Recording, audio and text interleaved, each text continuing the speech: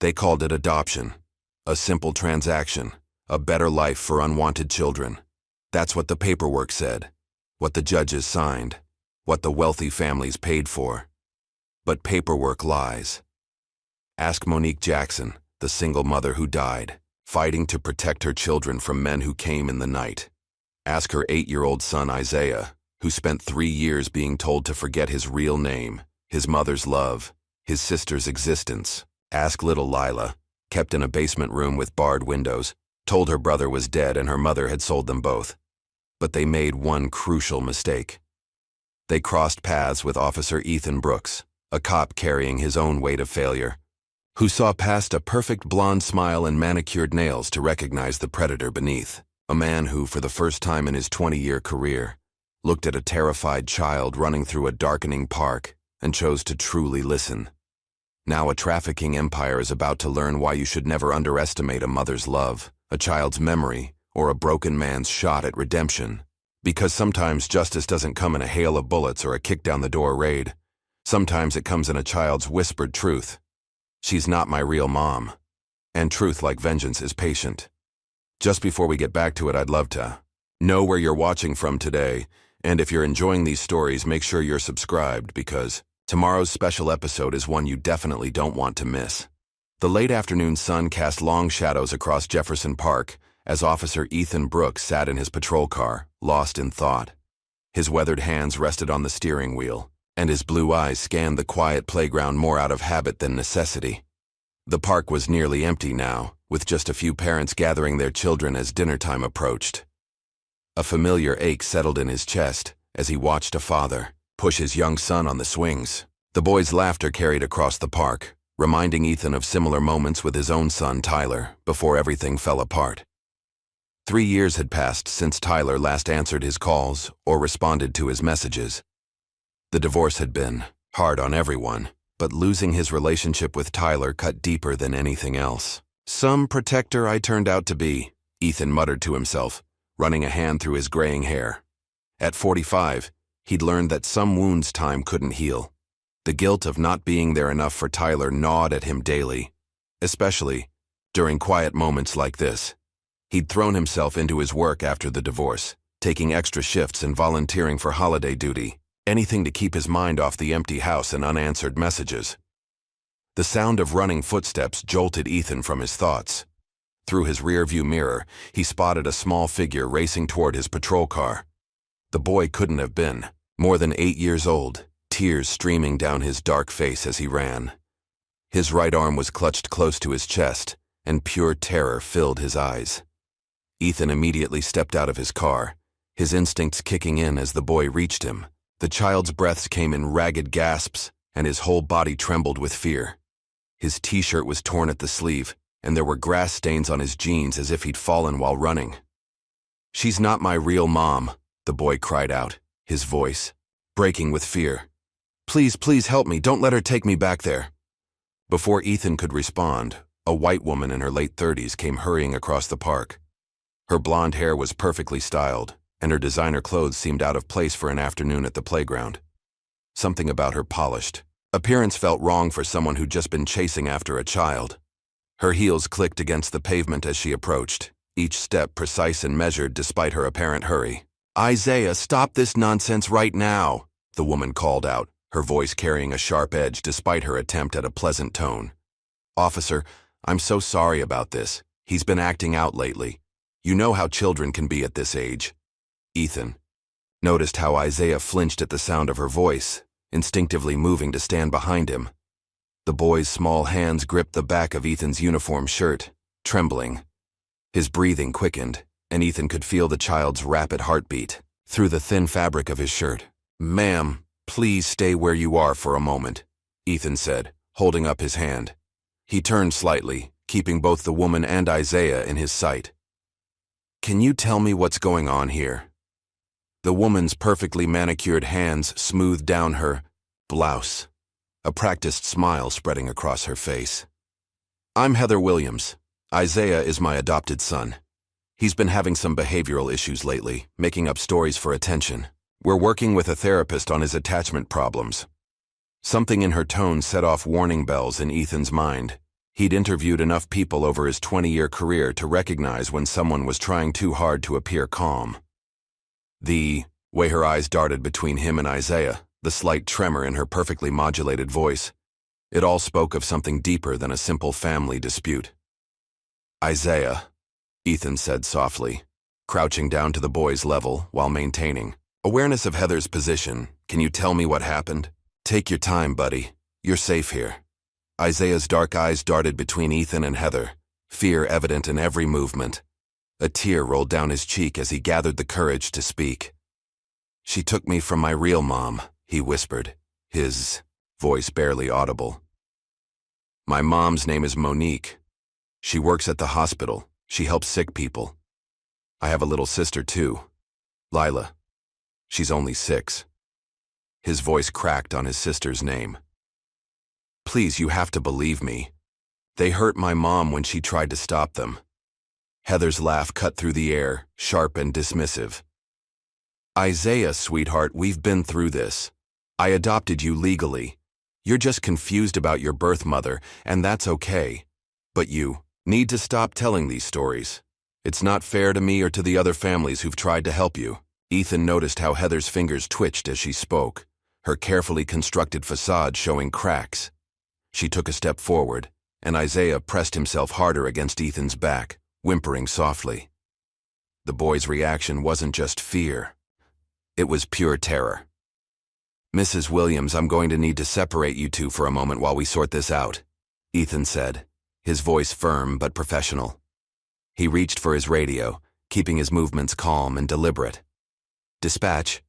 This is Officer Brooks. I need CPS to meet me at Jefferson Park regarding a possible domestic situation." Heather's practiced smile faltered, a flash of something dark crossing her face before she composed herself. "This is ridiculous. I have all the adoption paperwork at home. Isaiah is just upset because I grounded him for breaking a vase. He's making up stories to get back at me. You're wasting everyone's time here." But Ethan had already noticed the marks on Isaiah's arm, marks that looked suspiciously like finger bruises. As he gently rolled up the boy's sleeve, with Isaiah's permission, he discovered more concerning signs. Old scars that had no place on a child's body. Some looked like burns, others like cuts that had healed poorly. "My mom never hurt me," Isaiah said suddenly, his voice stronger despite his tears. "She used to sing to me and Lila every night, gospel songs about Jesus. She made the best mac and cheese, and she always said grace before dinner. On Sundays we'd go to church, and then she'd take us to the park just like this one." The specific details poured out of him, like he'd been holding them in for too long. "She worked the night shift at the hospital, but she always tucked us in first. She smelled like vanilla, and her hands were always soft." The specific details caught Ethan's attention. Children telling lies rarely included such precise memories, such sensory details. He watched as Heather's composure cracked further, her fingers now curling into fists at her sides. Her designer purse slipped from her shoulder, and she grabbed it with unnecessary force. "I demand you return my son to me right now," Heather said, her voice losing its sugary coating. "You have no right to keep him from me. I'll have your badge for this. Do you know who I am in this community? Who my friends are?" Ethan stood slowly, positioning himself between Isaiah and Heather.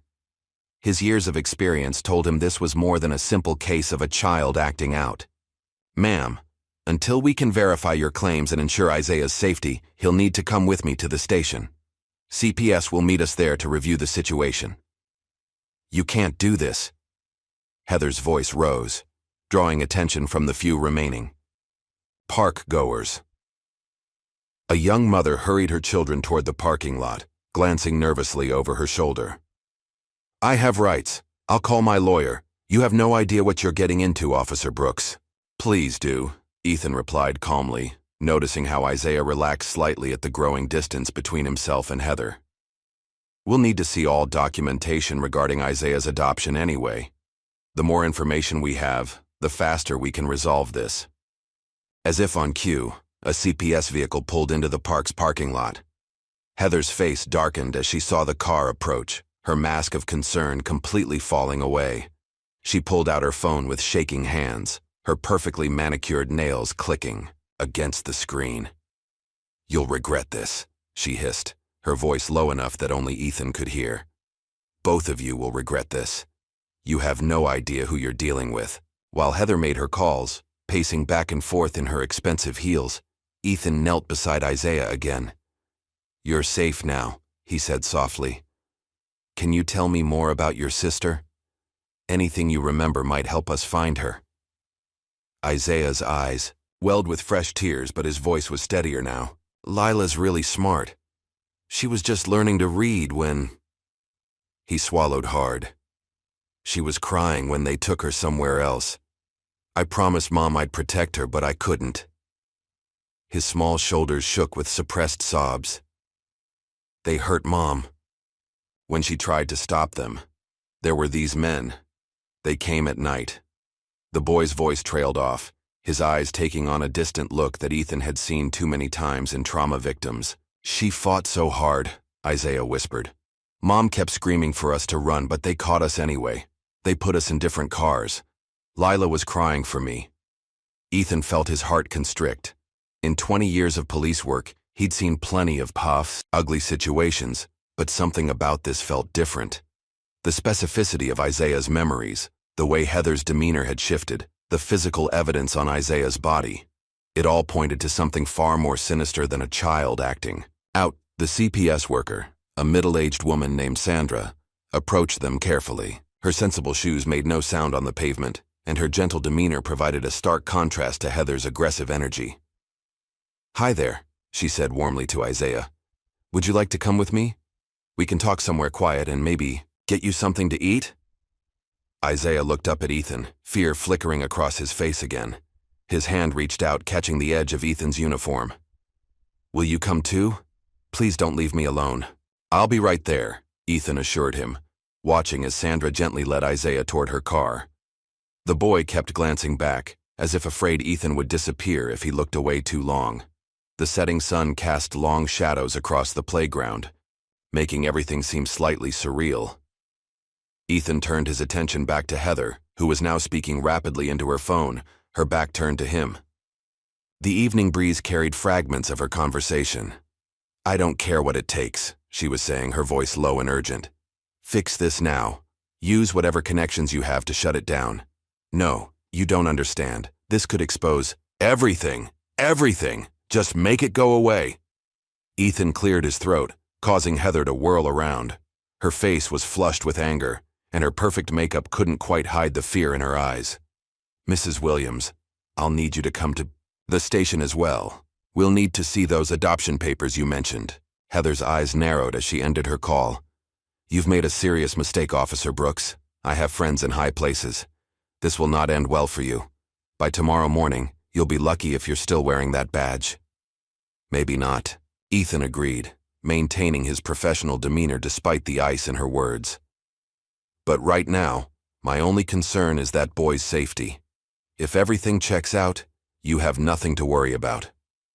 As he watched Heather storm off toward her luxury SUV, Ethan couldn't shake the feeling that he'd just stumbled onto something much bigger than a domestic dispute.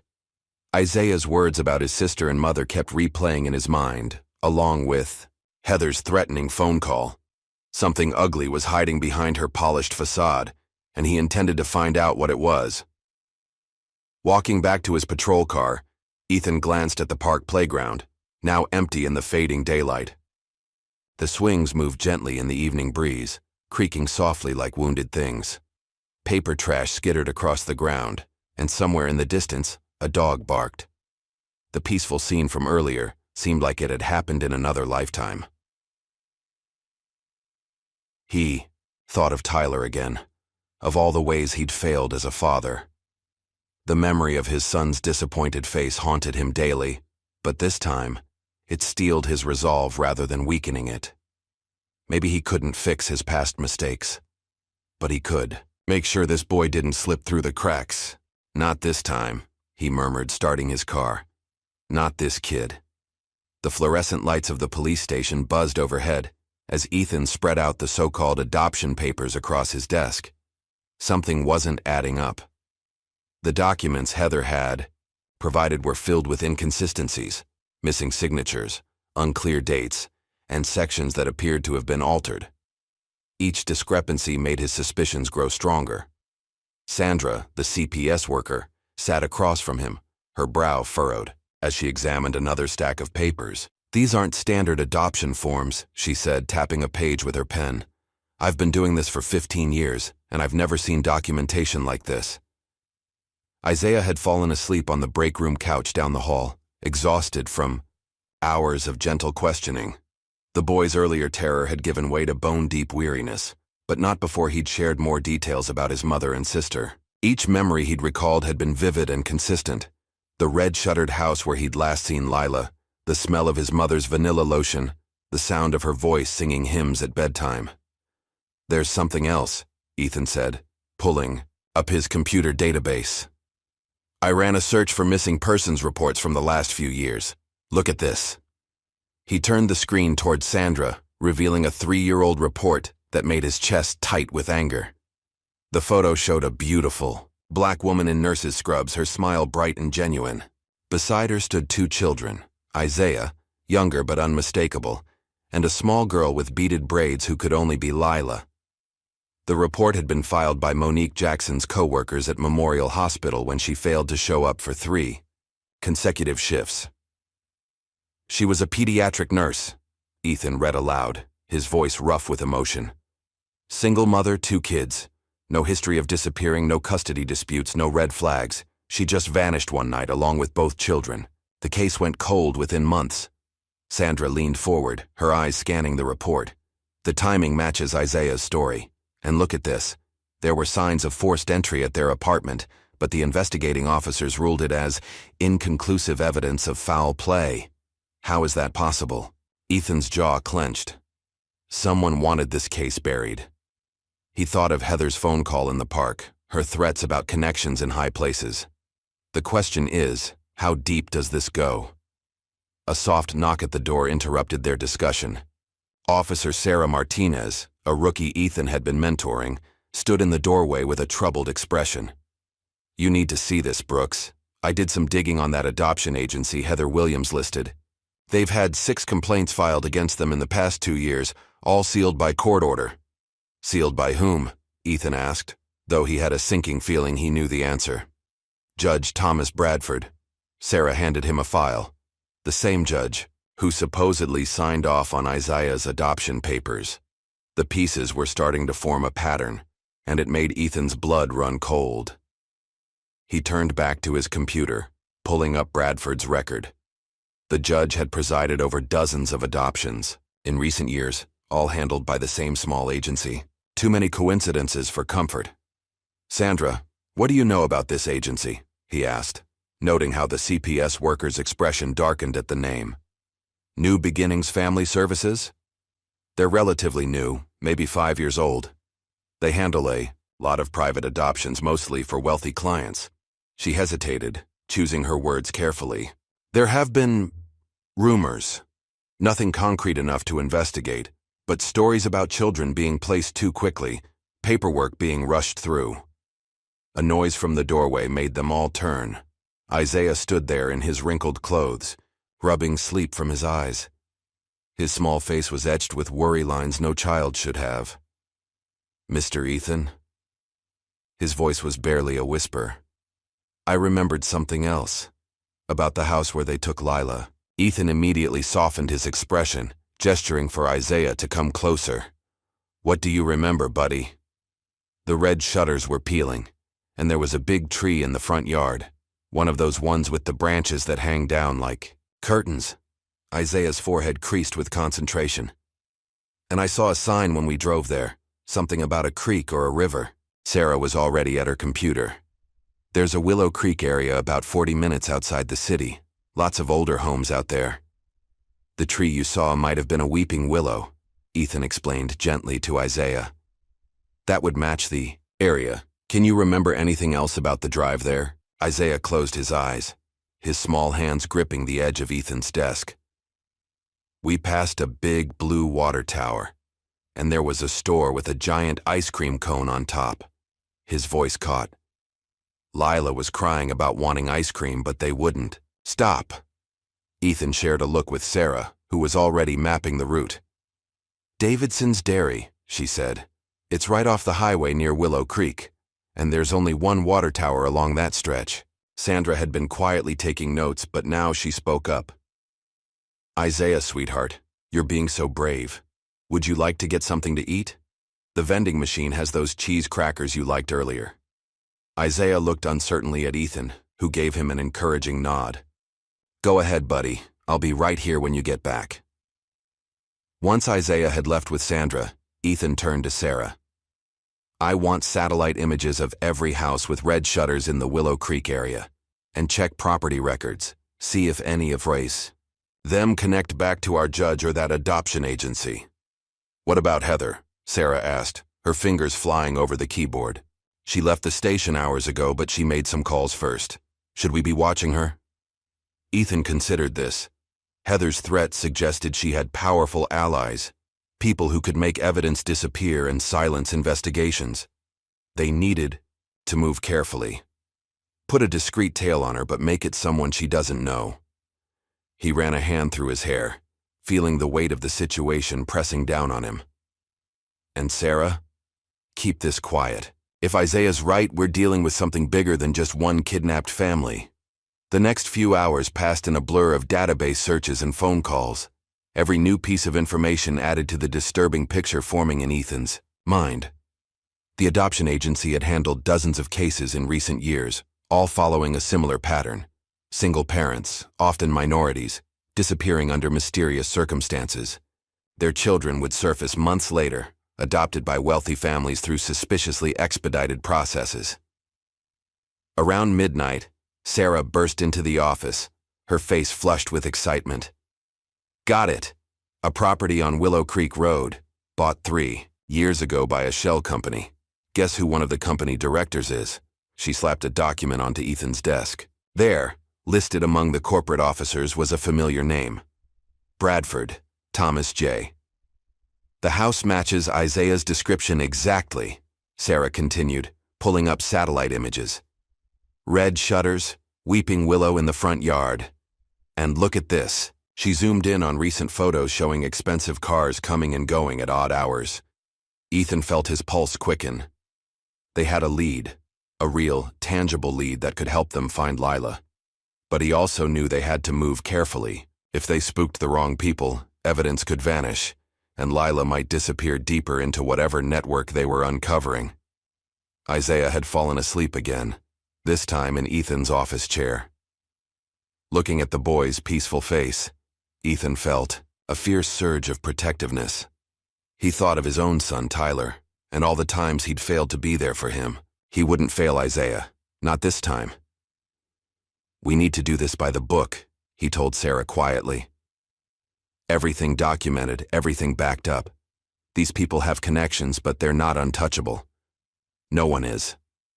Sarah nodded, her young face set with determination. I'll start putting together the surveillance warrant request, but Brooks... She hesitated. Someone tried to access Isaiah's file in the system about an hour ago, used a judge's credentials. Bradford? No, different judge. The request was flagged because it came from an unauthorized terminal. She met his eyes. They're already moving to cover their tracks. Ethan's phone buzzed, a text from Sandra. She'd taken Isaiah to a secure foster placement for the night, somewhere safe and off the books. The boy had gone reluctantly, making Ethan promise to come see him first thing in the morning. As if reading his thoughts, Sarah spoke up. He'll be okay, Brooks. Sandra's the best at what she does. I know. Ethan stared at the satellite image of the house with the red shutters, thinking of another little girl who might be trapped inside. But Lila's still out there.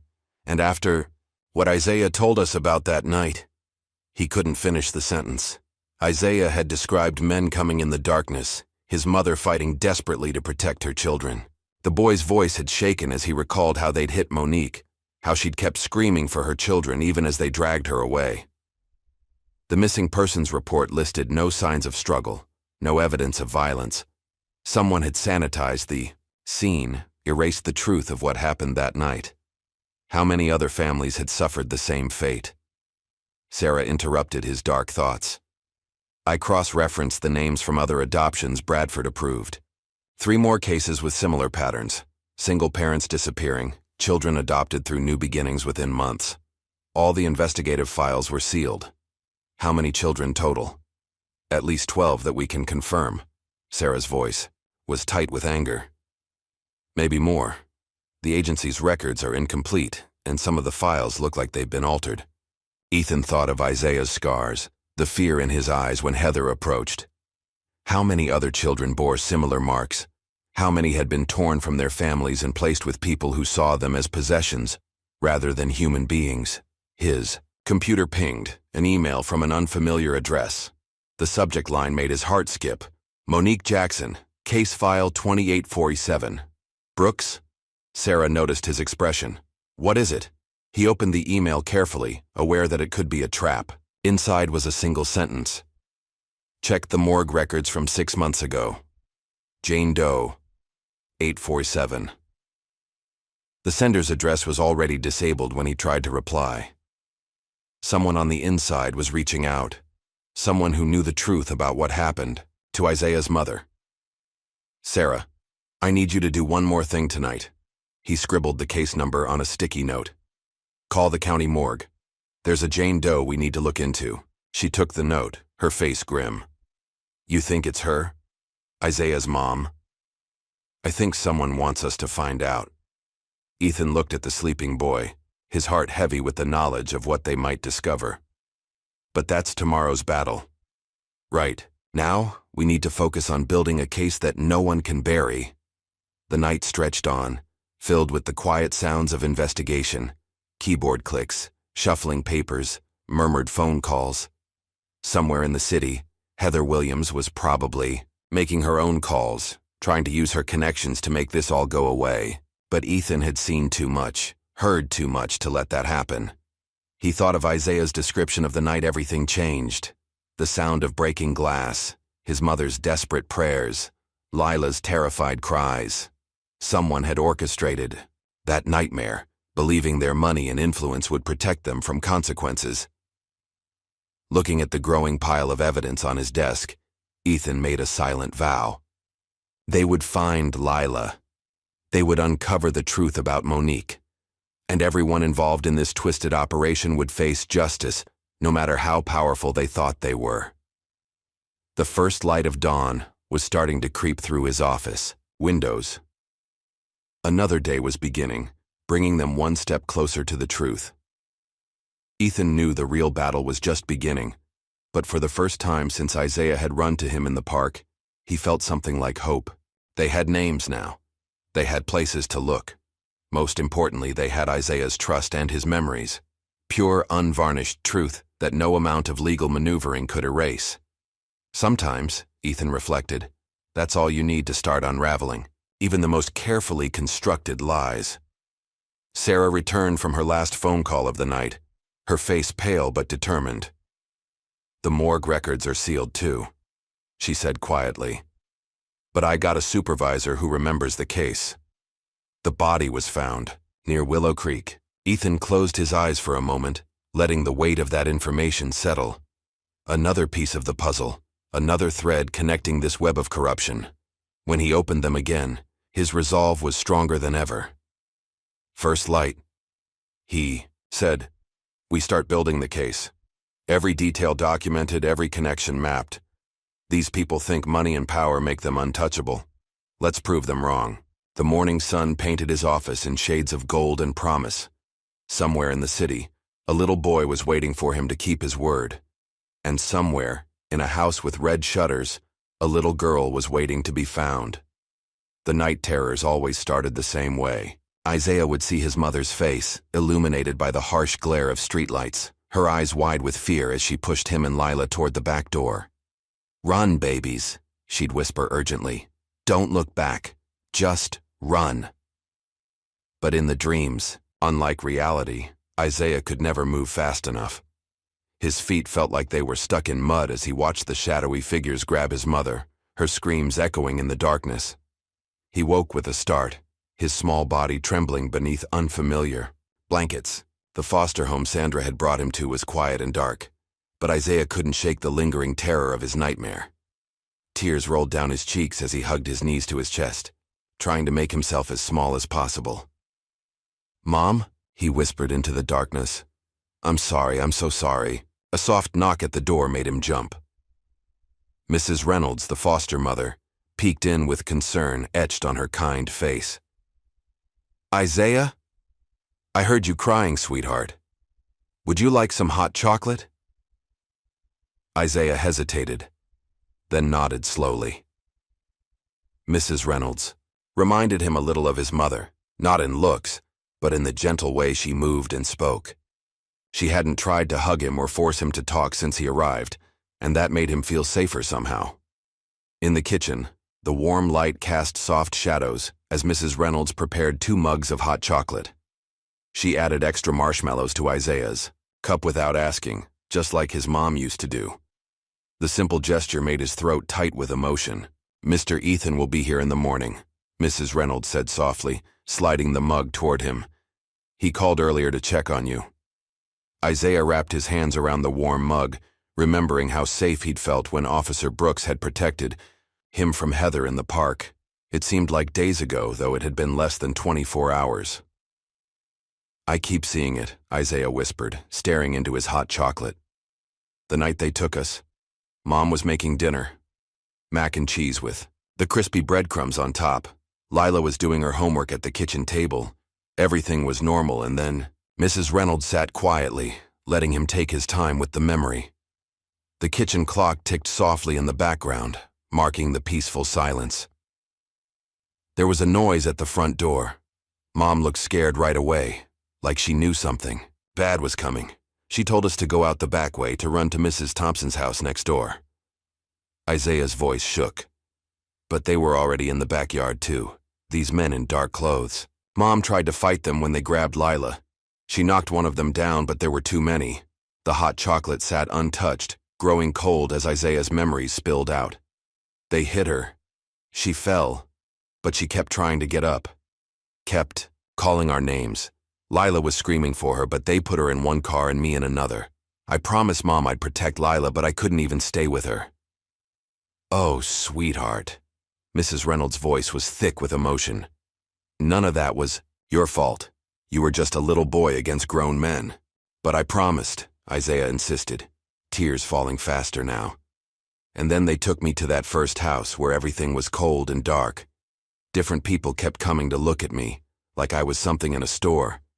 Then Heather came, and she picked me like you'd pick a puppy." His small hands clenched into fists. "She said I should be grateful, that she was giving me a better life than my real mom could. But Mom gave us the best life. We didn't have fancy things, but we had love. We said prayers together every night, and she never hit us or locked us in the basement when we cried."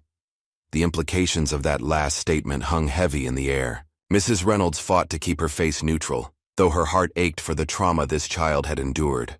"Isaiah," she said gently, "you're safe now. No one here will hurt you like that. And Officer Brooks, Mr. Ethan, he's going to find Lila. He promised, remember?" Isaiah nodded, finally taking a small sip of his now lukewarm chocolate. "He reminds me of how Mom was with her patients at the hospital. She always said that helping people who can't help themselves is the most important job in the world." The memory brought a ghost of a smile to his face. "She worked in the children's wing. Sometimes she'd let me and Lila come visit after school, and we'd help her make the sick kids laugh. She knew all these funny songs, and she'd teach them to us." His voice grew stronger as he recalled happier times. "On Sundays, she'd wake us up early for church. Lila always complained about the scratchy tights she had to wear, but Mom said we had to look our best for Jesus. After church, we'd go to the park or the library. Mom said feeding our minds was just as important as feeding our bodies." Mrs. Reynolds listened, understanding that Isaiah needed to hold on to these memories, to remind himself that his life hadn't always been filled with darkness. "She sounds like an amazing mother," she said softly. "She was the best." Isaiah's lower lip trembled. Do you think she's okay? The bad men hurt her really bad that night." Before Mrs. Reynolds could respond, another memory seemed to hit Isaiah. "The red house," he exclaimed.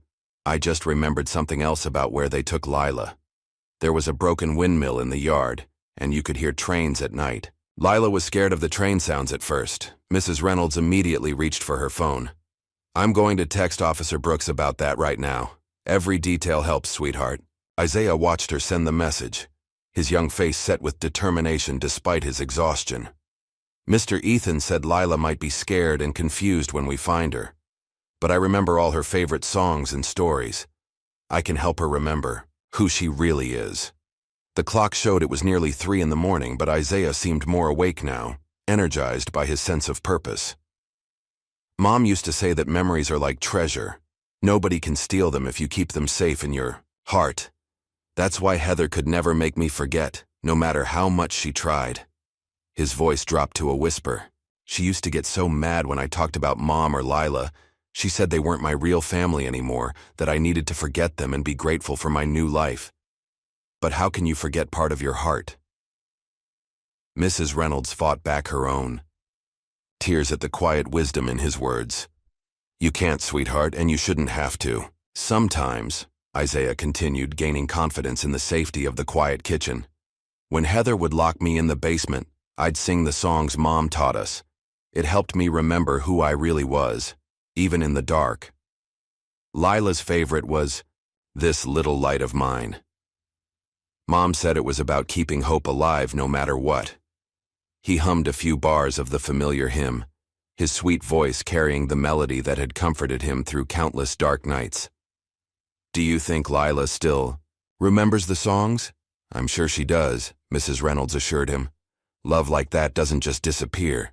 Isaiah nodded, his eyelids finally starting to grow heavy again. Mom always said that too. She said love is stronger than fear, stronger than hate, stronger than anything bad in the world. His voice caught on a yawn.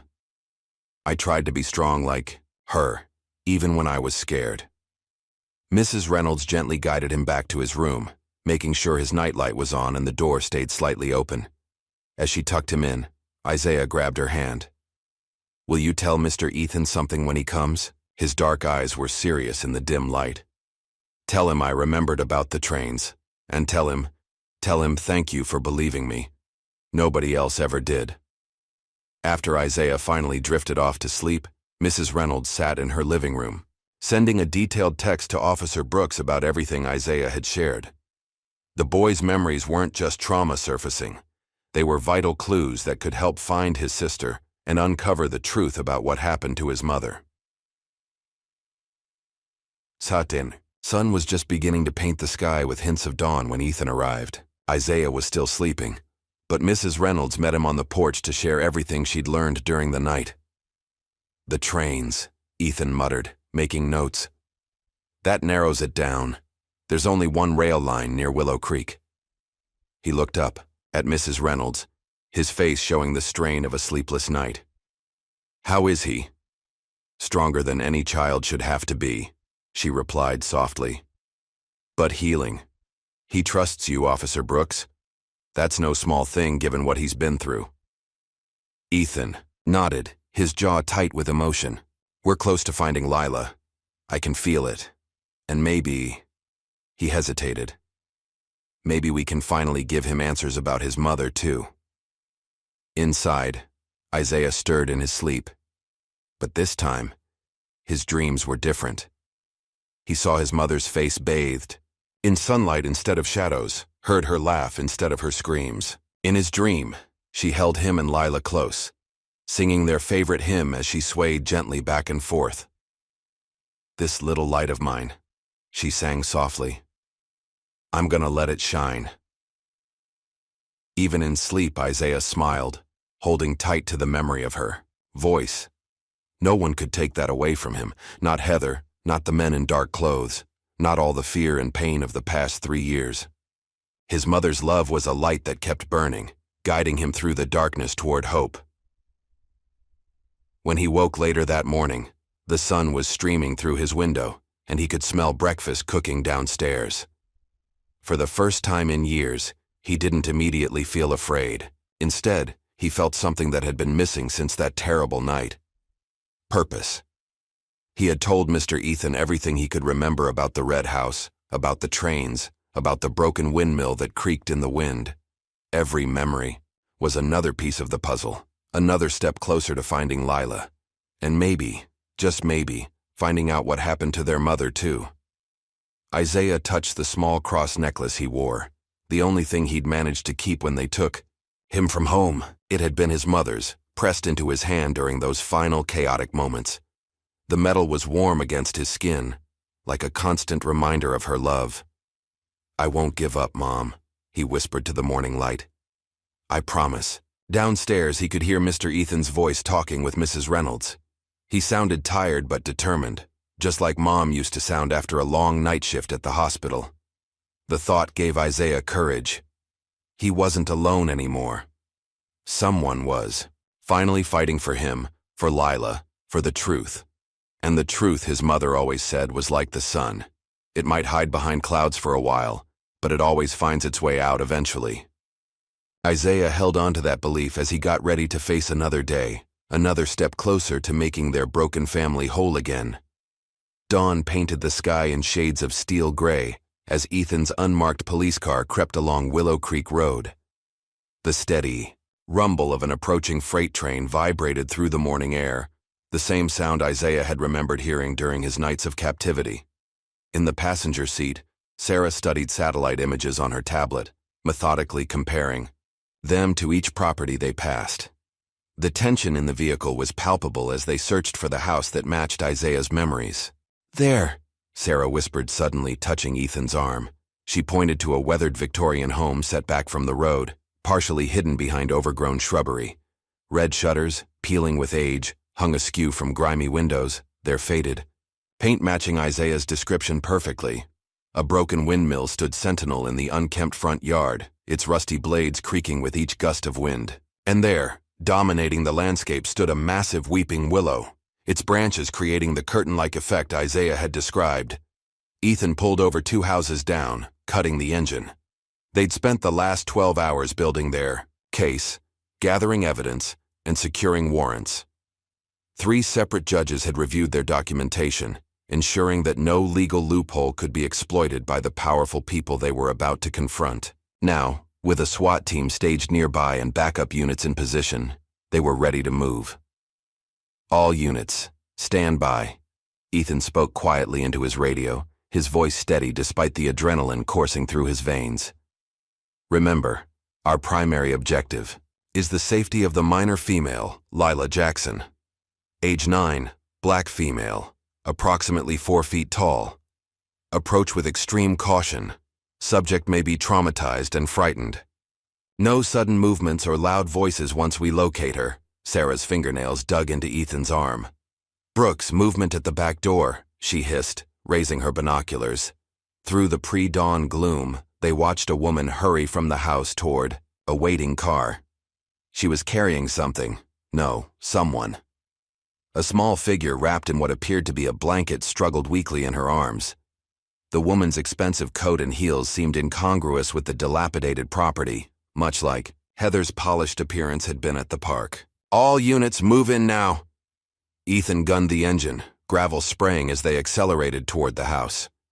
The SWAT team emerged from their positions like shadows coming to life, converging on the property from all sides. The sound of boots on grass and the metallic click of weapons being readied filled the air.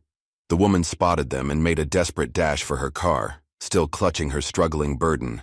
But before she could reach the vehicle, 2 police cruisers blocked her escape route, their lights cutting through the morning darkness. She spun around, wild-eyed, and Ethan got his first clear look at what she was carrying. A little girl, frighteningly thin, with beaded braids just like in Monique's photo. Lila's dark eyes were wide with terror as she tried to make sense of the chaos erupting around her. "Put her down," Ethan's voice boomed through his vehicle's speaker. "Put her down and step away with your hands where we can see them." The woman, middle-aged, with perfectly styled gray hair and an expensive camel hair coat, looked frantically for an escape route. Finding none, she slowly lowered Lila to the ground, her manicured hands trembling. The moment her feet touched the asio, earth, Lila tried to run, but her legs gave out beneath her. Months or years of confinement had left her muscles weak. Ethan was out of his car and running before she hit the ground. He reached her just as Sarah took the woman into custody, the familiar sound of handcuffs clicking shut accompanied by the woman's protests about her lawyers and connections. "Lila," Ethan said softly, crouching down beside the trembling child. He kept his movements slow and deliberate, remembering how Isaiah had reacted to sudden gestures. "Lila, my name is Ethan. I'm a police officer, and I'm here to help you. Your brother Isaiah sent me to find you." The girl's head snapped up at her brother's name, disbelief warring with desperate hope in her eyes. "Isaiah." Her voice was hoarse, barely above a whisper, as if she hadn't used it much lately. "You know my brother?" They told me he was dead." "He's very much alive, sweetheart. He's safe now, and he told me how to find you. He remembered everything, the red shutters, and the willow tree, and the sound of the trains at night. He never forgot you, not for a single day." Teresa spilled down Lila's hollow cheeks, cutting clean tracks through the dirt on her face. She looked severely malnourished, her clothes hanging loose on her small frame. But there was still a spark of her mother's strength in her eyes as she asked, "Can I see him, please?" "Very soon," Ethan promised, shrugging off his jacket to wrap around her shoulders. She was shivering, though whether from cold or shock he couldn't tell. "But first we need to have doctors check you out, make sure you're okay. Would that be all right?" Lila nodded, then suddenly grabbed Ethan's arm with surprising strength, her small fingers digging into his sleeve. "Don't let them separate us again. Please. They said Isaiah was dead. They said Mom gave us away because she didn't want us anymore. They said nobody was looking for me." Ethan's jaw clenched at the cruelty of their lies. "Nobody will ever separate you again, Lila. I give you my word. And everything they told you was a lie. Your mother loved you more than anything in this world. Isaiah never stopped looking for you, and now you're safe." The paramedics approached cautiously, their movements careful and measured. Ethan stayed right beside Lila as they checked her vital signs and began their initial assessment. Their faces grew increasingly grave as they documented signs of long-term neglect, malnutrition, vitamin deficiency, poorly healed injuries, and what appeared to be ligature marks on her ankles. While the medical team worked, Sarah supervised the search of the house. What they found inside made Ethan's blood boil. A basement room with a small cot, barred windows, and a heavy lock on the outside of the door. Children's drawings covered one wall, some signed by Lila, others by names they didn't recognize. The air was damp and musty, heavy with the weight of suffering. "Brooks," Sarah's voice crackled through his radio, tight with controlled anger. "We found documents. This wasn't just about Isaiah and Lila. There are records of other children, dozens of them. Names, dates, locations, and prices." "Prices?" Ethan felt his stomach turn. They were selling them, taking kids from vulnerable families and selling them to wealthy couples who didn't want to wait for legal adoption processes. Papers rustled in the background. "And look who signed off on all the paperwork. Our friend Judge Bradford's signature is on everything, along with bank transfer records and notes about procurement costs and handling fees." "Get all of that to the DA immediately," Ethan ordered, watching as the paramedics prepared to transport Lila. "And Sarah? Check those names against missing persons reports. Let's find out how many families they've destroyed." In the ambulance, Lila hadn't let go of Ethan's hand. The paramedics worked around him, starting an IV to begin treating her dehydration. "Isaiah really sent you?" she asked again, as if afraid this was all a dream she might wake from. "He didn't forget me? He never stopped looking for you, Lila. Never stopped loving you. He remembered everything. The songs your mom used to sing, the prayers before dinner, even the way she smelled, like vanilla. He kept all those memories safe, just like your mom taught you to do." Fresh tears welled in Lila's eyes. Is Mom okay?" "They said she was gone, but they lie about everything. They're all liars." Ethan's heart clenched painfully in his chest. He couldn't lie to her. These children had been lied to enough. But he couldn't bring himself to tell her the full truth yet either, not when she was already so fragile. "We're still looking for her, sweetheart. Right now, let's focus on getting you better so you can see Isaiah. One step at a time, okay? At the hospital, a team of doctors and social workers was waiting. They whisked Lila away for a thorough examination, while Ethan stepped out to make a call that would change these children's lives forever. Sandra, it's Brooks. We found her. Can you bring Isaiah to Children's Hospital? He heard Sandra's relieved exclamation, followed by sounds of immediate movement. But Sandra, prepare him. She's been through a lot. And we need to talk to both of them about their mother. The examination seemed to take forever, but finally, the doctors emerged with their preliminary report. Despite the severe neglect and psychological trauma, Lila would recover physically. She was malnourished and weak, with various minor injuries, but nothing that wouldn't heal with proper care. The emotional healing would take longer, but having her brother back would help immensely. When Isaiah arrived, his reunion with Lila shattered everyone's professional composure. The siblings clung to each other, sobbing and laughing at the same time, speaking in a rushed mixture of words and tears that only they could understand. Years of separation melted away as they held each other, their bond unbroken despite everything that had been done to tear them apart.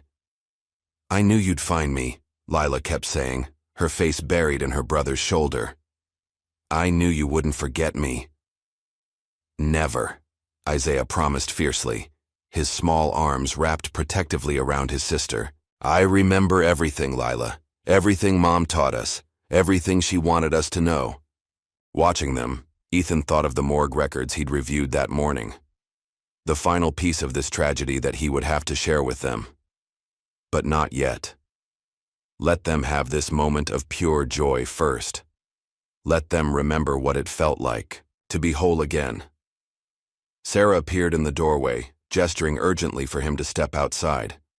Her face was grim, her normally composed features tight with emotion. "The woman we arrested at the house. She's talking, trying to cut a deal." Sarah's voice shook with barely contained rage. "She confirmed everything. They targeted single parents, especially minorities, used their connections to bury investigations, paid off cops, judges, social workers, anyone who might ask questions. And Ethan. She told us about Monique." Ethan closed his eyes, though he'd already known what was coming. The Jane Doe in the morgue. DNA tests had confirmed it that morning. Monique Jackson had died fighting to protect her children, her body, dumped near Willow Creek like so much garbage. "She fought them," Sarah continued softly, her voice catching. "According to the woman, Monique injured 3 of their guys pretty badly. They didn't mean to kill her, but..." She trailed off, her fists clenched at her sides. "How do we tell those kids? How do we tell them their mother died trying to save them?" Through the hospital room window, Ethan could see Isaiah and Lila sharing a cup of pudding, their heads bent close together as they talked quietly. Despite everything they'd endured, they still had that unshakable sibling bond, that pure love their mother had instilled in them. "I'll tell them," he said quietly, his heart heavy with the responsibility. They deserve to hear it from someone who cares about them. But not yet. Let them have this reunion first. The day passed in a blur of medical examinations, police interviews, and social worker consultations. Lila gradually shared more details about her captivity, the lonely nights, the constant threats, the lies they'd told her about her family. Each revelation strengthened the case against the trafficking ring and deepened Ethan's determination to see justice done. As evening approached, both children were exhausted, but refused to be separated even for a moment. The hospital staff had pushed 2 beds together so they could stay close, and Sandra had brought Isaiah's few belongings from the foster home, including the precious cross necklace that had been their mother's. "Mr. Ethan?" Isaiah called as Ethan turned to leave. "You kept your promise. You found Lila. Just like you helped me find her, buddy. Your memories led us right to her." Lila looked between them, then asked the question Ethan had been dreading. "Are you going to find Mom, too?" Ethan sat down heavily in the chair between their beds. "Kids, there's something we need to talk about. It's about your mother, and it's going to be hard to hear. But you're together now, and you're safe. And that's what she wanted most in the world. As the sun set outside the hospital windows, Ethan gently shared the truth about their mother's fate. He told them how bravely she'd fought, how her last acts had been to protect them, how her love had given them the strength to survive and find each other again. The children's grief was raw and devastating, but they faced it together, clinging to each other, as they had clung to their memories through the dark years of separation. And as Ethan watched them comfort each other, he saw Monique's strength living on in both of them. "Mom used to say that love is stronger than death," Isaiah whispered to Lila as she cried. "Remember," she said, "as long as we remember her, she's still with us." Lila nodded, clutching the small cross necklace Isaiah had kept safe all these years. "Can we sing her favorite song, the one about the light?" Together, their voices shaky but determined, the siblings began to sing the hymn their mother had taught them. The simple melody carried through the quiet hospital room, a testament to the unbreakable bonds of family and the power of love to survive even the darkest nights. Ethan stood quietly by the door, his own eyes wet with tears. The case wasn't over. There were still arrests to make, conspirators to catch, other families to find. But here, in this moment, watching these brave children honor their mother's memory, he knew that justice was already beginning to be served. The truth had finally come to light, just as Monique had always promised it would. And though she couldn't be here to see it, her light lived on in the children she had loved so fiercely, children who, against all odds, had found their way back to each other. Morning sunlight streamed through the precinct windows as Ethan stared at the evidence wall, now covered with photos, documents, and connection maps. Red string linked faces to locations, creating a web of corruption that stretched across the city. At the center was Judge Bradford's photo, connected to dozens of illegal adoptions and suspicious bank transfers. Sarah burst into the office, clutching a fresh stack of papers. "We've got her, Brooks. Heather's talking." Her eyes blazed with triumph as she spread the documents across his desk. "She gave us everything: names, dates, locations, the whole operation." The investigation had exploded in the past 48 hours. What started with Isaiah's brave revelation in the park had uncovered a sophisticated trafficking ring targeting vulnerable families. Each new piece of evidence revealed more horrifying details of their operation. "Look at this," Sarah pointed to a spreadsheet. They had a system. Single parents, mostly minorities, working multiple jobs. They'd identify targets through hospital records, social services. Her voice caught. That's how they found Monique. She was working night shifts at the children's ward. Ethan's jaw clenched as he studied the documents. They used her own job against her, watched her routine, learned when she'd be most vulnerable. The thought made his stomach turn. "What about the others?" "We've identified 37 families so far."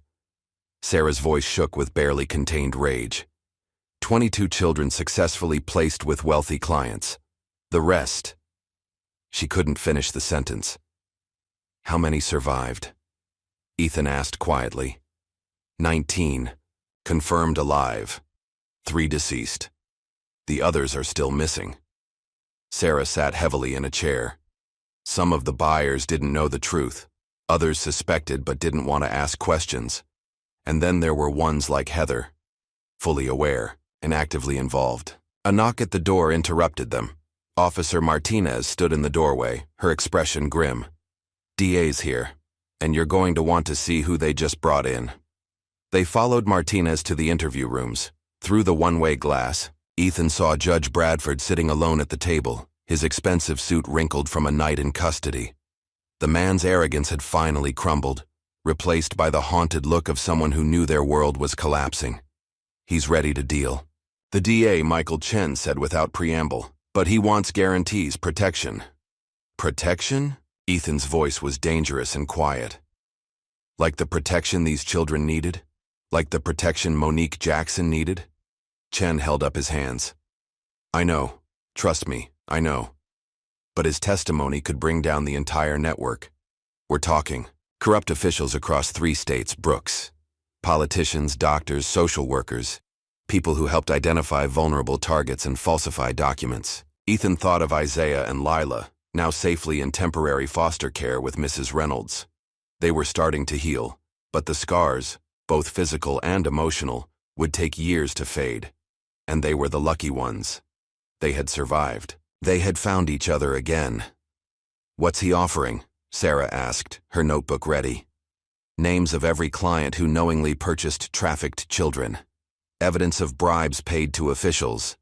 Bank records showing money laundering through legitimate adoption agencies. Chen's eyes were hard. And the location of the missing children. Ethan's head snapped up. All of them? He claims to know where each child was placed, says he kept records as insurance. Chen grimaced, though he presents it as wanting to ensure their welfare. The hypocrisy made Ethan's blood boil, but he forced himself to focus on the bigger picture. More children could be saved. More families could find closure. Sometimes justice meant dealing with devils. "Fine," he said finally, "but I want something else from him first. A recorded confession about Monique Jackson's case. Every detail. Those kids deserve to know exactly what happened to their mother." Chen nodded. "I'll make it happen. In the meantime, you should see this." He handed Ethan a flash drive. Security footage from a convenience store near the Jackson house, night of the abduction. Police lost it during the original investigation, but one of Bradford's associates held on to a copy. Insurance again. Back at his desk, Ethan plugged in the drive with trembling hands. The grainy footage showed a quiet street at night, then movement, 2 black SUVs pulling up to a small house, men in dark clothing emerging, moving with practiced efficiency. The timestamp matched the night Monique and her children disappeared. There, Sarah pointed at the screen. "Back door." They watched as 2 figures ran from the house, children, one carrying the other. Isaiah trying to protect Lila, just as he'd promised his mother.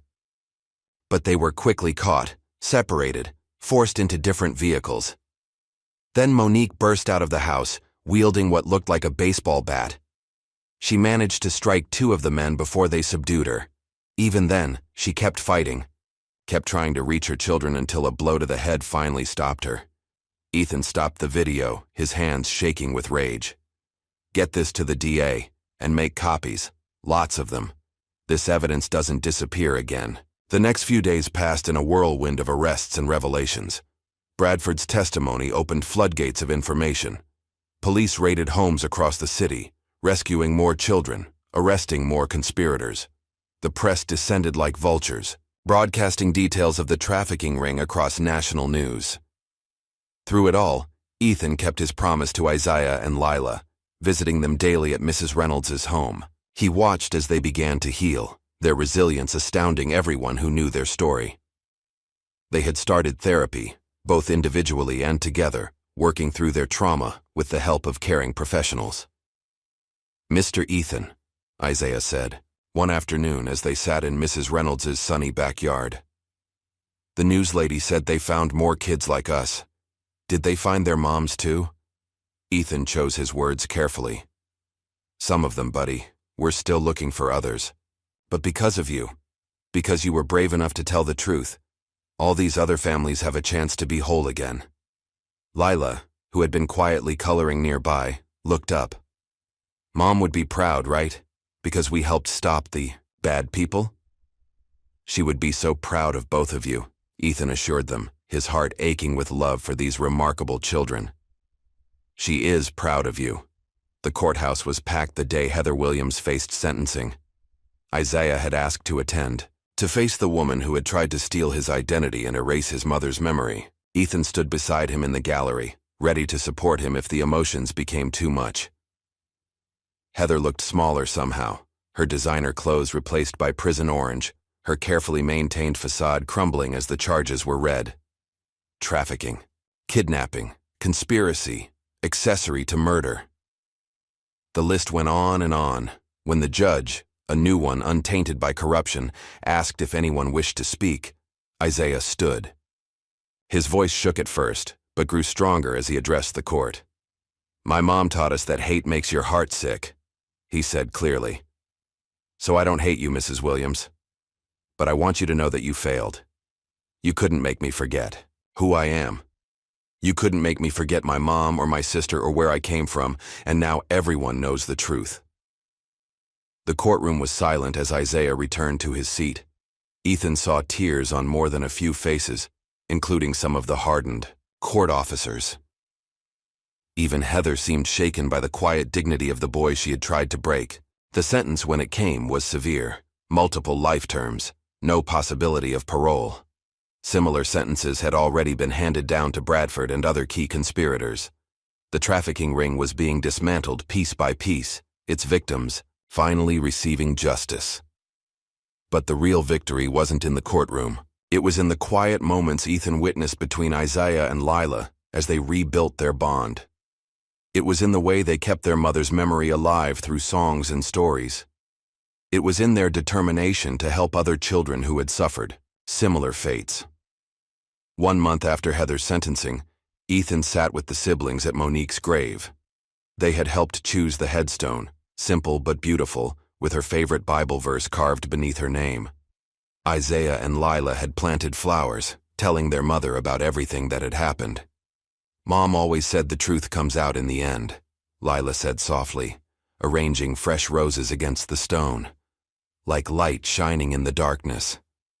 That's right, Isaiah agreed, his arm around his sister's shoulders. And she said love is stronger than anything bad in the world. Ethan watched them lean against each other, these extraordinary children who had survived the unthinkable with their spirits intact. They were living proof of their mother's wisdom. Love had proven stronger than hatred, stronger than greed, stronger than all the forces that had tried to tear them apart. The investigation continued, reaching into other cities, uncovering more cases, saving more children. Each new rescue brought both heartbreak and hope. Heartbreak for the trauma these families had endured, hope for the healing that could now begin. Sarah had taken charge of a special task force dedicated to finding the remaining missing children. Every day brought new leads, new possibilities. The evidence seized from Bradford and his conspirators had created a roadmap to help other victims find their way home. But for Ethan, the most important victory was right in front of him. Isaiah and Lila were thriving in Mrs. Reynolds' care, their bond growing stronger each day. They still had nightmares sometimes, still flinched at sudden movements or loud noises, but they were healing, supporting each other, keeping their mother's memory alive in everything they did. The media called it one of the biggest trafficking busts in state history. Documentaries were being made, books were being written, laws were being changed to prevent similar crimes. But none of that mattered as much as the sight of 2 children, standing strong together, finally free to be who they truly were. Mr. Ethan, Isaiah's voice brought him back to the present. Can we go see the other kids sometime? The ones like us? Maybe we can help them remember who they are too. Ethan smiled, his heart full of pride and love for these remarkable siblings. I think that's a wonderful idea, buddy. Your mom would love that. As they left the cemetery, the setting sun painted the sky in brilliant colors. Isaiah and Lila walked, hand in hand, their shadows stretching long behind them. They were carrying their mother's light forward, turning their pain into purpose, their trauma into triumph. The truth had finally come to light, just as Monique had promised it would. And though justice could never fully heal the wounds of the past, it had opened the door to a future filled with hope, not just for Isaiah and Lila, but for all the children who would be saved because of their courage. Love had proven stronger than darkness, just as Monique had taught her children. And in the end, that love had illuminated a path to justice, healing, and hope for countless others who had suffered in silence for too long. The investigation would continue. More children would be found. More perpetrators would face justice. But here, in this moment, watching Isaiah and Lila walk toward their future with heads held high, Ethan knew that the most important battle had already been won. The truth had come to light, and love had shown the way home. The morning sunlight filtered through the curtains of Isaiah and Lila's new rooms in Ethan's house, casting warm patterns on freshly painted walls. 6 months had passed since that fateful day in the park, and while the healing process was far from over, each day brought small victories and moments of joy that seemed impossible in the darker times. Lila stood in front of her mirror, carefully threading beads onto her braids just as her mother had once done. Her hands still trembled sometimes, but the familiar motions brought comfort. The bedroom around her was a testament to her growing security. Soft purple walls she had chosen herself, photographs of happy moments with Isaiah and Ethan, and a handmade quilt from Mrs. Reynolds covered her bed. Down the hall, Isaiah sat cross-legged on his own bed, surrounded by homework. His teachers had been amazed by his progress, noting how quickly he was catching up after years of neglect. But more impressive than his academic achievements was his emotional growth. The constant fear that had haunted his eyes was fading, replaced by a quiet confidence. Ethan watched from the doorway, his heart full as he observed Isaiah's concentration. The decision to adopt both children had come naturally, though the process had been complex. His own journey of healing, rebuilding his relationship with his son Tyler while creating a new family with Isaiah and Lila, had taught him that love could expand in ways he'd never imagined. "Need help with that math?" Ethan asked, knocking gently on the doorframe to announce his presence. He'd learned early on that sudden movements or sounds could trigger painful memories for both children. Isaiah looked up with a smile that still made Ethan's heart catch, so much like his mother's, according to the photos they'd found. "I think I've got it. Ms. Parker showed me a new way to solve these problems." "Good morning," Lila's voice chirped as she appeared behind Ethan, her newly beaded braids swaying. She'd grown stronger over the months, her formerly gaunt frame filling out with proper nutrition and care. The doctors were pleased with her physical recovery, though they noted she still had a way to go. "Morning, sunshine," Ethan replied, stepping aside to let her enter her brother's room. "Sleep okay?" A shadow crossed Lila's face. She'd had another nightmare then. They came less frequently now, but still haunted both children's dreams. "Isaiah helped," she said simply, settling beside her brother on the bed. "We sang Mom's songs until I felt better." The siblings shared a look of understanding that made Ethan's chest tight. Their bond had only grown stronger through their healing process, each supporting the other through tough moments. The therapist had remarked on their extraordinary resilience, attributing much of it to their unwavering connection and the strong foundation of love their mother had built. "Tyler's coming for dinner tonight," Ethan reminded them, watching their faces light up. The relationship between his biological son and adopted children had developed in beautiful, unexpected ways. Tyler, initially hesitant about his father's decision to adopt, had become a fierce protector and loving big brother to both Isaiah and Lila. "Can we make Mom's mac and cheese recipe?" Isaiah asked eagerly. They'd found Monique's recipe box at her old apartment, preserved by a kind neighbor who'd kept her things in storage. Each discovered recipe was like a small piece of their mother returned to them. "Of course," Ethan agreed. "And maybe Tyler can help you practice for your basketball tryouts after dinner?" The mention of basketball brought another smile to Isaiah's face. Sports had become a healthy outlet for him, a way to channel his emotions and build confidence. His therapist had strongly encouraged physical activities as part of his healing process. A knock at the front door interrupted their morning routine. Ethan noticed both children tense slightly, a reflexive response to unexpected sounds that he hoped would fade with time. "It's just Mrs. Reynolds," he assured them, having recognized her familiar pattern of knocks. "Remember she's bringing those photo albums?"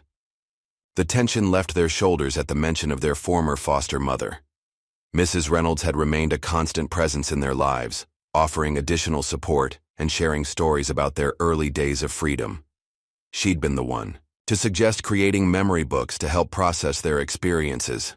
"Come in," Lila called out, her voice strong and clear, a far cry from the whisper she'd used in her first weeks of freedom. The therapy sessions were helping her reclaim her voice, literally and figuratively.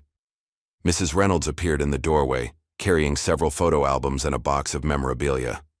Her kind face broke into a warm smile at the sight of the children, doing normal everyday things, Isaiah with his homework, Lila with her freshly done hair. These ordinary moments were powerful symbols of their recovery. "Good morning, my loves," she greeted them, setting her burden down carefully. "Ready to work on these albums?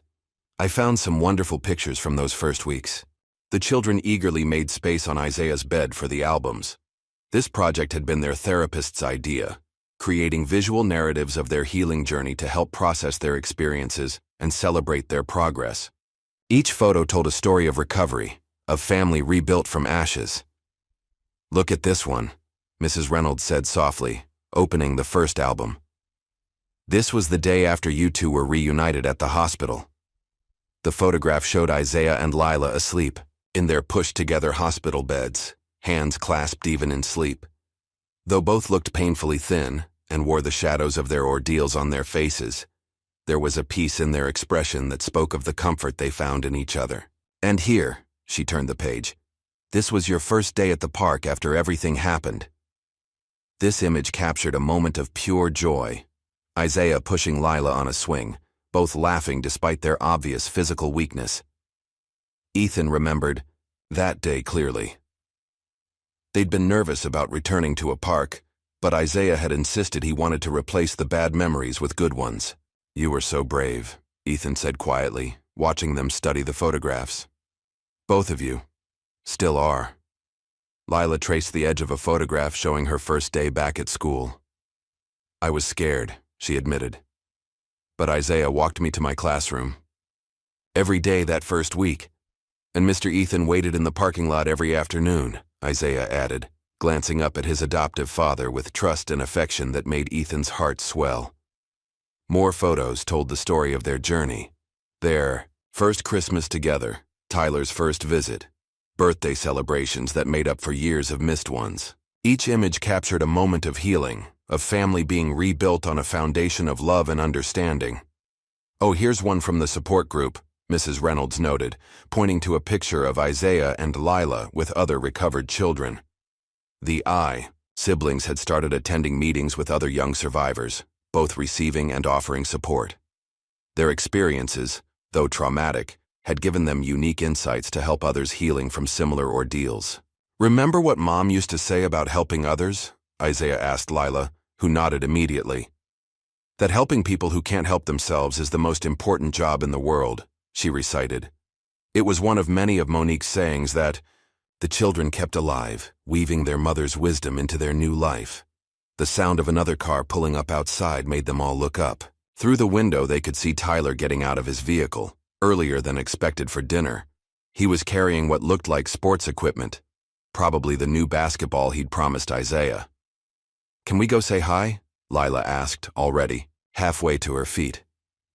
The fact that she asked instead of just running showed her growing understanding of boundaries and safety, another small victory in their recovery. "Of course," Ethan smiled, watching as both children hurried downstairs to greet their big brother. The sound of their excited voices and Tyler's warm laughter drifted up the stairs, a symphony of healing that filled the house with joy. Mrs. Reynolds stood beside Ethan, watching the reunion through the window. "They've come so far," she said, softly. "Monique would be so proud of them, of all of you." Ethan nodded, unable to speak past the lump in his throat. The past months had transformed all their lives in profound ways. His relationship with Tyler had healed as they worked together to support Isaiah and Lila. The children were recovering, growing stronger each day. Even his own wounds, the guilt over failing Tyler, the loneliness that had haunted him, were healing through the love of this unconventional family. Outside, Tyler was showing Isaiah how to dribble the new basketball while Lila offered enthusiastic commentary. The morning sun painted them in warm light, three siblings bonding despite not sharing blood. Love, Ethan had learned, had little to do with DNA and everything to do with choice, the daily choice to care, to support, to heal together. "Mr. Ethan," Isaiah's voice called from below. "Come play with us." "Yes, please," Lila added, her laugh carrying on the morning air. "Tyler says he can beat all of us together." Mrs. Reynolds gave him a gentle push toward the door. "Go on. These albums can wait. These moments right now, this is the real healing." As Ethan joined his children in the driveway, he marveled at how far they'd all come. Isaiah's natural athletic ability was beginning to shine through as he practiced dribbling. Lila's commentary had grown more confident, her voice carrying clearly without the fearful whisper of months past. Tyler's protective instincts merged beautifully with playful big brother energy as he coached them both. The game that ensued was more about laughter than competition, more about connection than scoring points. When Isaiah missed a shot, Tyler was there with encouragement and tips for improvement. When Lila wanted to try, both brothers cheered her on, celebrating her effort regardless of the outcome. Later, as they all worked together in the kitchen preparing Monique's mac and cheese recipe, the sense of family was palpable. Tyler read the instructions from the worn recipe card, while Isaiah measured ingredients and Lila insisted on stirring the cheese sauce, just like Mom used to. "Mom would love this," Lila said suddenly, watching the four of them move around the kitchen in comfortable synchronization. "She always said a kitchen full of love makes the food taste better." She was right, Isaiah agreed, carefully sprinkling the breadcrumbs on top of the casserole. "Everything's better with love." Tyler, who had been quietly observing the siblings, spoke up. "Tell me more about her? About your mom?" The question would have brought tears months ago, but now both children smiled, eager to share memories of Monique with their new brother. As they worked, they told stories about her dedication to her patients, her love of gospel music, her ability to make even ordinary days feel special. "She sounds amazing," Tyler said sincerely, helping Lila reach a high shelf. "I wish I could have met her." "She would have loved you," Lila declared with the simple certainty of a child. "You take care of us just like she did." The comment brought tears to Tyler's eyes, and Ethan watched as his oldest son pulled both siblings into a gentle hug. These moments of emotional honesty, of freely expressed love and grief, were precious parts of their healing journey. As they sat down to dinner, the mac and cheese perfectly browned on top just as Monique's recipe promised, Ethan looked around at his expanded family. Tyler, once distant and angry, now fully embraced his role as big brother. Isaiah and Lila, once trapped in a nightmare of separation and abuse, now thriving in an environment of love and support. The conversation flowed naturally, punctuated by laughter and playful teasing. They discussed Isaiah's upcoming basketball tryouts, Lila's improving grades, Tyler's new job, and plans for the weekend. Normal family dinner talk that felt miraculous given where they'd started. After dinner, Tyler kept his promise to help Isaiah practice. The sound of the basketball on the driveway mixed with Lila's cheerleading and Tyler's coaching created a symphony of ordinary joy. Ethan stood in the doorway watching, his heart full. Mrs. Reynolds, who had stayed for dinner, stood beside him. "You've built something beautiful here," she said softly. "Something healing." "They did the hard work," Ethan replied, watching as Tyler taught Isaiah a new dribbling technique. "I just provided the space for it to happen." "That's what good parents do," she smiled. "They create safe spaces for healing and growth." Monique did that for them in their early years, giving them the foundation to survive what came after. You're doing it now, helping them rebuild and thrive. As the evening wound down, the children's energy finally flagging, they gathered in the living room. Isaiah and Lila had started a tradition of ending each day with one of their mother's favorite hymns. Tyler had learned to play some of them on guitar, adding another layer of healing through music. "This little light of mine," they sang together, their voices harmonizing in the quiet room. "I'm gonna let it shine." Ethan watched his children, all three of them, sharing this moment of peace and remembrance. The road ahead would still have challenges. There would be more difficult therapy sessions, more nightmares to soothe, more emotional hurdles to overcome. But they would face it together, as a family. As the song ended, Lila yawned widely, prompting chuckles from her brothers. The evening routine began. Teeth brushing, pajamas, final drinks of water. Tyler hugged his siblings goodnight, promising to return soon for more basketball practice and family dinners. In their rooms, Isaiah and Lila settled into beds that represented safety rather than confinement.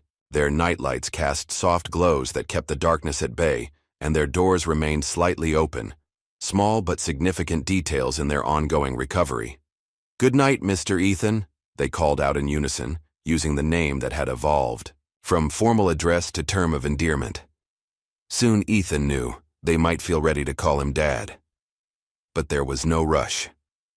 Like everything in their healing journey, it would happen in its own time. "Good night, my loves," he replied, his heart full of gratitude for these extraordinary children who had taught him so much about resilience, love, and the power of family to heal even the deepest wounds. As he walked downstairs, Ethan paused to straighten a new family photo on the wall. It showed all four of them at a recent park picnic, smiling genuinely at the camera. Next to it hung a picture of Monique with Isaiah and Lila from happier days, ensuring that their mother remained a visible, honored part of their story.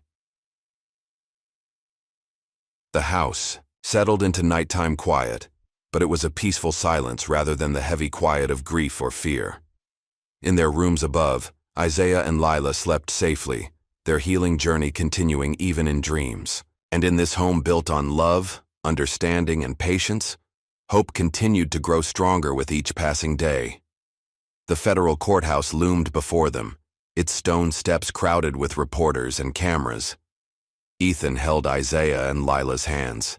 As they made their way through the crowd, Tyler walking protectively behind them. This was the day they'd been preparing for, the final trial that would bring justice not just for their family, but for all the children who had suffered at the hands of the trafficking ring. Inside, the courtroom buzzed with tension. Heather Williams sat at the defense table, her designer clothes replaced by prison orange, her once perfect hair now limp and graying. Judge Bradford occupied the space beside her, his imperious demeanor shattered by months in custody. Behind them sat other defendants, social workers who had falsified documents, corrupt officials who had buried investigations, wealthy clients who had knowingly purchased trafficked children. Isaiah squeezed Ethan's hand as they took their seats in the front row. The boy had insisted on testifying, despite his therapist's concerns about the emotional toll. Mom would want the truth to come out, he'd said with quiet determination. All of it. The prosecutor, Rachel Martinez, approached their row. "Are you ready?" she asked Isaiah gently. They'd spent weeks preparing for this moment, ensuring he understood the importance of his testimony while protecting him from unnecessary trauma. Isaiah nodded, his shoulders straight, despite the fear evident in his eyes. Lila reached across Ethan to grab her brother's other hand. "Remember what Mom said about telling the truth," she whispered. "It sets you free." The courtroom fell silent as the judge entered, a different judge, one known for her integrity and commitment to children's rights. The trial began with opening statements, the prosecutor laying out the devastating scope of the trafficking operation. Evidence mounted as witnesses took the stand, former employees of the adoption agency, investigators who had uncovered the money trails, experts who detailed the psychological impact on the victims. When Isaiah's name was called, he stood with quiet dignity. Ethan watched his son walk to the witness stand, seeing both the trauma he'd endured and the strength he'd developed. The boy looked so small behind the wooden barrier, but his voice carried clearly as he was sworn in. "Isaiah," Prosecutor Martinez began gently, "can you tell us about the night you and your sister were taken from your mother?" Isaiah's voice trembled slightly but grew stronger as he spoke. "We were having dinner. Mom had made mac and cheese, her special recipe with the crispy breadcrumbs on top. Lila was doing her homework at the kitchen table. Everything was normal until we heard the noise at the front door." The courtroom was absolutely silent as Isaiah described the terror of that night. The men breaking in, his mother's desperate attempt to protect her children, the way they'd been separated and told they'd never see each other again. He recounted the years of abuse at Heather's hands, the constant threats, the attempts to make him forget his real family. "Mrs. Williams said Mom gave us away," Isaiah continued, his eyes finding Heather's face across the courtroom. "She said Mom didn't want us anymore, but I knew she was lying. My mom loved us more than anything. She died trying to protect us." Heather flinched at these words, her carefully maintained facade cracking. Behind her, several jurors wiped away tears. "Even when they hurt me, I wouldn't forget." Isaiah's voice grew stronger. "I remembered everything Mom taught us, about love being stronger than hate, about the truth always coming out in the end. That's how Officer Brooks found us. Because I remembered. During cross-examination, the defense attorney tried to suggest Isaiah was confused about the events, that his memories were unreliable. But Isaiah remained steady, his answers clear and consistent. When asked why he'd waited so long to tell anyone the truth, his response silenced the courtroom. Because nobody would listen, he said simply. Nobody except Officer Brooks. He believed me, and now everyone knows the truth. After Isaiah's testimony, more evidence was presented. Financial records showing payments for trafficked children, emails discussing procurement of new victims, the surveillance video showing Monique's final fight to protect her children. The prosecution built an overwhelming case of corruption, greed, and cruelty. Lila held Ethan's hand tightly as they watched Heather take the stand in her own defense. The woman's attempts to justify her actions fell flat in the face of the evidence. Her claims of providing better homes for the children rang hollow when confronted with proof of abuse and neglect. Did you know these children had been taken from their mother by force? The prosecutor asked. We provided opportunities, Heather insisted, her voice brittle. These children came from poverty, from single-parent homes. We gave them advantages their real families never could. Advantages? Rachel's voice dripped with controlled anger. Like locking Isaiah in a basement when he cried for his mother? Like telling Lila her brother was dead? Like covering up Monique Jackson's murder? Heather's composure finally cracked. She wouldn't let go, she burst out. We tried to reason with her, offered her money, but she wouldn't give up her kids. What else were we supposed to do? The courtroom erupted in shocked murmurs. The judge called for order as Heather realized what she'd admitted. Her lawyers looked stricken. Judge Bradford was the last to testify, having agreed to provide evidence against his co-conspirators in exchange for considerations in sentencing. He detailed how the trafficking ring had operated, how they'd identified vulnerable families, falsified documents, and buried investigations. We chose targets carefully, he admitted, unable to meet anyone's eyes. Single parents working multiple jobs, especially minorities, people we thought wouldn't have the resources to fight back, people whose disappearances wouldn't attract too much attention. During closing arguments, Rachel Martinez stood before the jury holding the cross necklace that had belonged to Monique, the one Isaiah had managed to keep throughout his captivity. This necklace survived because love survived, she told the jury. Because a mother's love gave her children the strength to hold on to who they really were. Monique Jackson died protecting her children. She deserved justice then. Her children deserve justice now. All these children deserve justice. The jury deliberated for less than 3 hours. The verdicts were read one after another, guilty on all counts. Heather's face crumpled as she heard her sentence. Multiple life terms.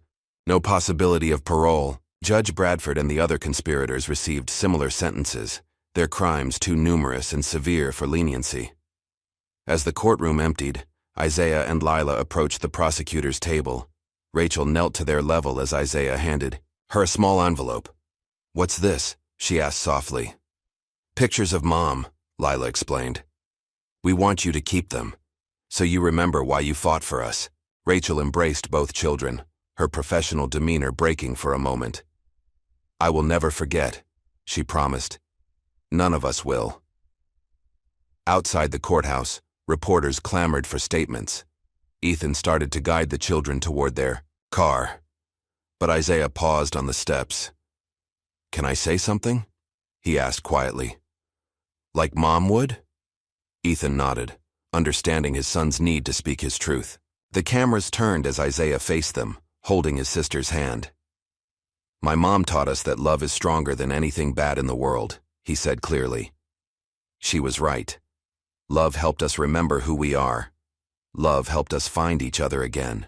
And love helped good people like Officer Brooks and Ms. Martinez fight for kids like us. Lila joined in, her voice harmonizing with her brother's. Mom also taught us that telling the truth sets you free.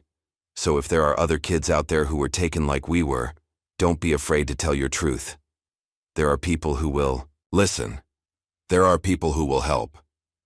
The siblings' words made headlines across the country, inspiring other victims to come forward and spurring investigations into similar trafficking operations. Their story became a catalyst for change: stricter oversight of adoption agencies, better protection for vulnerable families, increased resources for investigating missing children cases. Back home that evening, the family gathered in the living room. Tyler had ordered pizza, a celebration of justice served and a new chapter beginning. Isaiah and Lila sat close together on the couch, emotionally drained but peaceful. "Mom would be proud of you both," Ethan said softly. "So proud." "We know," Isaiah smiled, looking at the family photo wall where Monique's picture held a place of honor. "She is proud. We can feel it." As night fell, the house settled into its familiar rhythm of evening routines. The children got ready for bed, their movements no longer haunted by fear. Justice had been served, truth had prevailed, and love had shown the way home. In their rooms, Isaiah and Lila said their nightly prayers, a tradition carried from their life with Monique into their new family with Ethan. They sang their mother's favorite hymn softly, its message of light overcoming darkness more meaningful than ever. Ethan listened from the hallway, his heart full of love for these remarkable children who had transformed tragedy into triumph. Their mother's light truly did shine on, burning brightly in the truth they'd fought to reveal and the justice they'd helped achieve. The case had changed laws, saved lives, and brought down a corrupt system.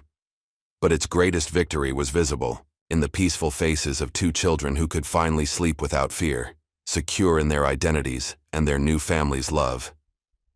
Sunlight streamed through the stained glass windows of First Baptist Church, casting rainbow patterns across the congregation. 1 year had passed since the trials that had brought justice to so many families, and the community had gathered to celebrate the opening of the Monique Jackson Memorial Center, a safe haven for recovered trafficking victims and their families.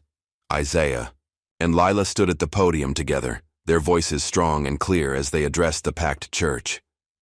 They'd grown taller over the past year, their faces fuller and healthier, their eyes bright with purpose rather than shadowed by fear. Ethan watched from the front pew, his heart swelling with pride as his children shared their story of healing and hope. "Our mom always said that helping people who can't help themselves is the most important job in the world," Isaiah began, his voice carrying to every corner of the church. "She was a nurse who took care of sick children, and she taught us that love is the strongest medicine." Lila picked up the thread seamlessly. "When bad people took us away from her, Mom fought to protect us. She gave her life trying to keep us safe. But her love stayed with us, helping us remember who we really were, helping us find our way back to each other." The Memorial Center had been Ethan's idea, but the children had thrown themselves into its planning with remarkable dedication. The facility would provide counseling, legal aid, and support services to families affected by trafficking. More importantly, it would offer a safe space for children to heal and reconnect with their identities. Tyler sat beside Ethan, beaming at his younger siblings. The past year had transformed them all, knitting them into a true family. The weekly basketball games in their driveway had become a neighborhood event, with other local children joining in. Lila had discovered a talent for art therapy, often helping younger survivors express their feelings through painting and drawing. "This center is dedicated to our mom," Isaiah continued, "but it's also for everyone who helped us find our way home. Officer Brooks, who believed us when nobody else would. Ms. Martinez, who made sure the bad people faced justice. Mrs. Reynolds, who gave us a safe place to start healing. And it's for all the other kids out there who might be scared and lonely, like we were," Lila added. "Mom always said that truth is like the sun. It might hide behind clouds for a while, but it always finds its way out eventually." After the ceremony, people gathered in the new center next door. The walls were painted in warm, welcoming colors, with inspirational quotes stenciled between photographs of survivors and their families. Monique's portrait hung in the entrance hall, her gentle smile watching over all who entered seeking help and healing. Isaiah led tours of the facility, proudly showing off the counseling rooms, art therapy studio, and family meeting spaces. Lila worked with Mrs. Reynolds at the welcome desk, helping other children feel safe and understood from the moment they arrived. Their personal experiences had given them unique insights into what survivors needed most. Ethan stood back, watching. His family worked together to create something beautiful from their pain. The center would help countless others, but it had also given Isaiah and Lila a way to honor their mother's memory through service to others. "You've done something remarkable here," Sarah commented, joining him by the wall of survivor photos. "These kids, they're incredible." "They're their mother's children," Ethan replied softly. "Monique's strength lives on in everything they do." The afternoon sun painted the center's rooms in warm light as families gathered for the first support group meeting. Isaiah and Lila shared their story again, this time with other children who understood exactly what they'd been through. The healing power of shared experience filled the room as more survivors found their voices. That evening back home, the family gathered for their traditional Sunday dinner. Tyler had mastered Monique's mac and cheese recipe, and the familiar aroma filled the kitchen with memories. As they sat around the table saying grace just as Monique had taught them, Ethan looked at his children's peaceful faces and felt profound gratitude. "I got an A on my history test," Lila announced as they passed the dishes, "and Ms. Parker says I might be ready for advanced math next year." "The basketball team made it to championships," Isaiah added proudly. "Coach says I might even start in the final game." Tyler grinned at his siblings' achievements. "Maybe we should celebrate with ice cream after dinner. That little shop near the park." The mention of ice cream no longer triggered painful memories for Lila. Instead, she smiled, remembering how they'd stopped there after the trial, creating new, joyful associations to replace the old trauma. Later, as the children got ready for bed, Ethan hung a new family photo on the wall, this one taken at the center's opening ceremony. Isaiah and Lila stood tall and proud, flanked by Ethan and Tyler, with Monique's portrait visible in the background. It was a perfect representation of their rebuilt family, honoring the past while embracing their future together. "Good night." "Dad," Isaiah called from the top of the stairs, the words still new enough to make Ethan's heart skip a beat. Lila echoed her brother, adding a quick, "Love you," before disappearing into her room. Ethan turned off the lights downstairs, pausing to straighten Monique's photo on the wall. "They're okay," he whispered to her image. "They're more than okay. They're amazing, just like their mother." The house settled into peaceful quiet, no longer haunted by fear or loss. Outside, stars twinkled in the clear night sky, reminding Ethan of another saying Monique had taught her children. "Love is like the stars. Even in the darkest night, it shows us the way home." In their rooms above, Isaiah and Lila slept safely, their dreams no longer plagued by shadows. And in this home built on love, truth, and healing, hope continued to light the way forward for all of them. If this story touched your heart, hit like and subscribe for more tales of justice, redemption, and the unbreakable bonds of family. Remember, in a world where truth often hides behind money and power, sometimes all it takes is one voice to bring light to the darkness. Like, subscribe, and share this story, because somewhere another child might need to hear that they're not alone.